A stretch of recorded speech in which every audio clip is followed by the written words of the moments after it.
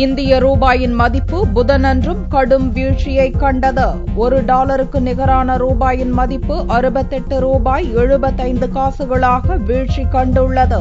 இதனால் பங்குச் சந்தையும் கடுமையான சரிவை சந்தித்தது. மும்பை அந்நிய செலாவணி சந்தையில் செவ்வாயன்று மாலை வர்த்தகத்தின் போது டாலருக்கு நிகரான ரூபாயின் மதிப்பு $64.24 முடிந்தது.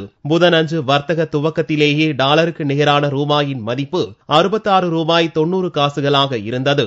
அதன் பிறகு தொடர்ந்து சரிவை கண்ட ரூபாயின் மதிப்பு காலை 11 மணி வாக்கில் $68.75 வீழ்ச்சியடைந்தது. இந்த வாரத்தில் மட்டும் ரூபாயின் மதிப்பு 6% சரிந்துள்ளதாகவும் ஜூலை 15ஆம் தேதியிலிருந்து 12% சரிந்துள்ளதாகவும் அந்நிய செலாவணி சந்தை புள்ளி விவரங்கள் கூறுகின்றன.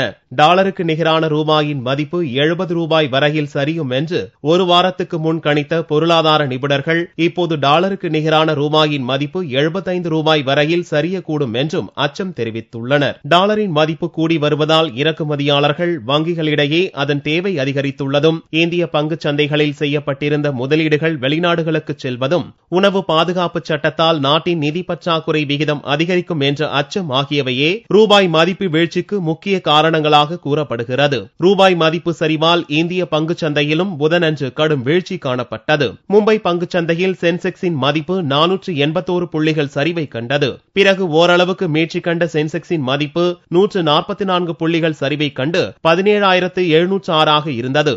அதேபோல தேசிய பங்குச் சந்தையில் நிப்டியின் மதிப்பும் 162 புள்ளிகள் சரிந்தது. பிறகு நிப்டியும் ஓரளவுக்கு மீட்சி கண்டு 57 புள்ளிகளை இழந்து 5,230 புள்ளிகளாக மீண்டது.